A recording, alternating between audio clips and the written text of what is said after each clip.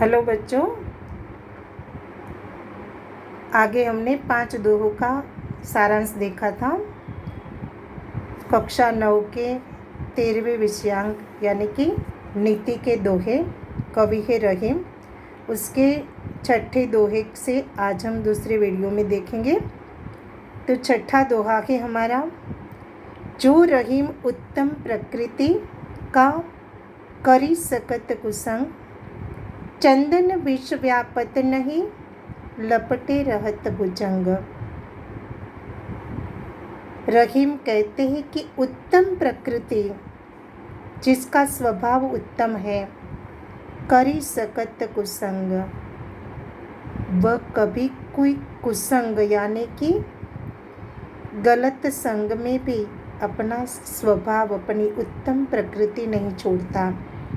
दृष्टांत लिया है रहीम ने उससे चंदन का वृक्ष और भुजंग विषैला सर्प, कि चंदन के वृक्ष से व्यापत यानी कि चंदन के वृक्ष के साथ लिपटा हुआ भुजंग चंदन के वृक्ष को विषैला नहीं बना सकता।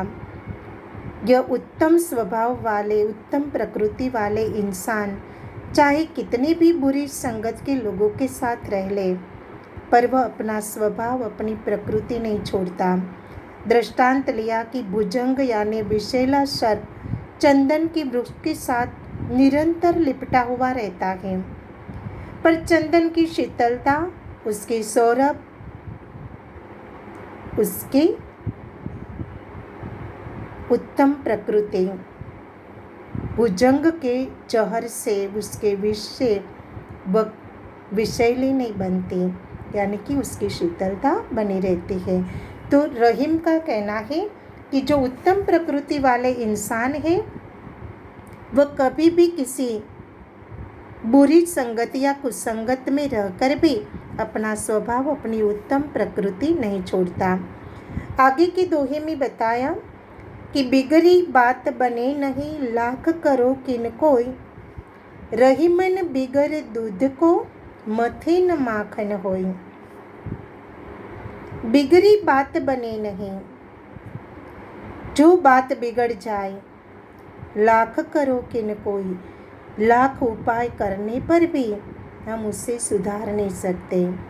तो रहीम का कहने का मतलब है कि हमें संभल जाना चाहिए, यहाँ तक कि बात बिगड़ न जाए। दृष्टांत लिया कि बिगड़े हुए दूध को चाहे हम लाख मथ दें, पर उसमें से न तो हम मक्खन निकाल सकते हैं, न उसका दही बन सकता है, न वह दूध के लिए काम आ सकता है, क्योंकि वह निरर्थक हो जाता है। दृष्टांत लेकर रहीम कहना चाहते हैं कि बिगड़ी बात बने नहीं। एक बार बात बिगड़ जाए, विश्वास टूट जाए, कोई अनबनी हो जाए, तो लाख प्रयत्न करने पर भी हम फिर से पहले जैसी आत्मीयता, पहले जैसा विश्वास, पहले जैसी एकता स्थापित नहीं कर सकते। दृष्टांत लिया कि दूध बिगड़ जाए तो उस किसी काम का नहीं रहता, उसी तरह बात बिगड़ जाए तो वह किसी काम की नहीं रहती, यानी कि फिर से हम उसे जैसे टूटे हुए धागे को जोड़ा नहीं जाता, या पहले जैसा वह मजबूत नहीं बन सकता। उसमें या तो गांठ लगानी पड़ती है या तो धागे को तोड़ना पड़ता है। उसी तरह बात बिगड़ जाए तो पहले जैसी आत्मीयता, पहले जैसा विश्वास, पहले जैसी गहनता उस रिश्ते में, उस मित्रता में या उस बात में हम फिर से कभी प्रस्थापित नहीं कर सकते। इसलिए पहले से संभल जाना चाहिए, ऐसा रहीम हमें संदेश देते हैं, नैतिकता का संदेश, कि जीवन में कई बार ऐसी बातें, ऐसी घटनाएं घटित होती हैं कि जहां हम कुछ धैर्यता, कुछ समय संभल जाए, यानी कि मौन रख ले, या कुछ समय क्रोध को त्याग दे, तो बात बनी रहती है, बिगड़ती नहीं, यानी कि दूध की तरह, जो फट जाए तो किसी काम का नहीं रहता। न दूध में काम आता है, न मक्खन बनता है, न दही के रूप में हम उसका उपयोग कर सकते हैं, उसे फेंकना ही पड़ता है। उसी तरह बिगड़ी बात का दृष्टांत दिया है रहीम ने।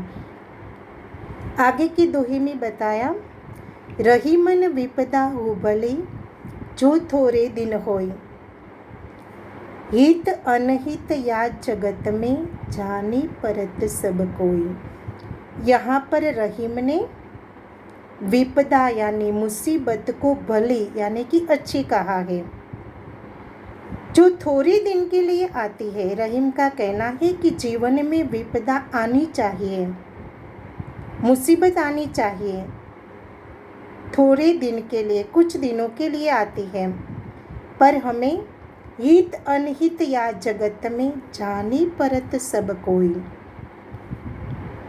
जीवन का बहुत बड़ा संदेश दे जाती है। विपदा मुसीबत कैसे कि हित अनहित, हमारा हित चाहने वाला कौन है, कौन हमारा अनहित चाहता है जगत में। हम सब रिश्तों को जांच सकते हैं, सबको देख सकते हैं, और वह सबकी पहचान हमें कब होती है, विपदा में। विपदा यानी मुसीबत में।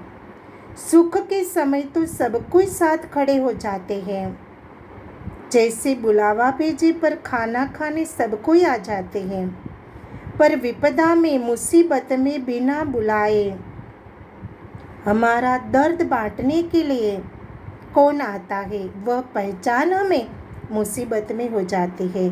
तो रहीम का कहना है कि विपदा जीवन में भली है, भली यानी अच्छी है, आनी चाहिए। हम सब विपदा से, मुसीबत से भागते हैं, पर मुसीबत ही हमें जीवन का बहुत बड़ा ज्ञान दे जाती है, कि जिसे हम अपना समझते हैं, जिससे हम जुड़ना चाहते हैं, पर वही लोग जगत में हमारा हित चाहते हैं या अनहित, यह पहचान हमें मुसीबत के समय में ही विपदा करवाती है। इसलिए जीवन में विपदा यानी मुसीबत कुछ दिनों के लिए आती है, पर हमें बहुत बड़ा ज्ञान देकर जाती है।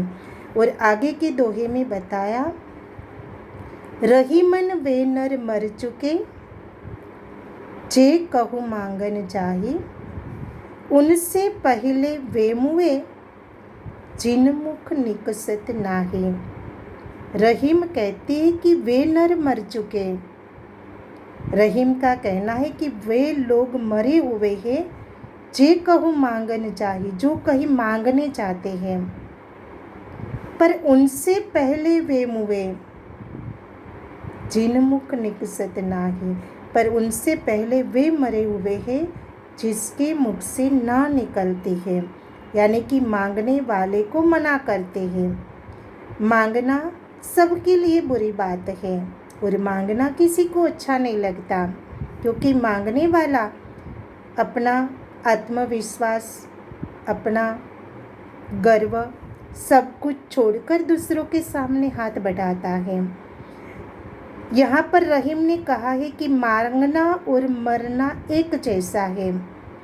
वे लोग मरे हुए हैं कि जो कहीं मांगने जाते हैं, पर उनसे पहले तो वे मरे हुए, कहते हैं रहीम, कि जो मांगने वाले को मना करते हैं। यानी कि अगर हमारे पास कुछ है तो हम किसी को दे सकते हैं, हम स्वयं ही देने योग्य न हो तब हम किसी को कुछ नहीं दे सकते।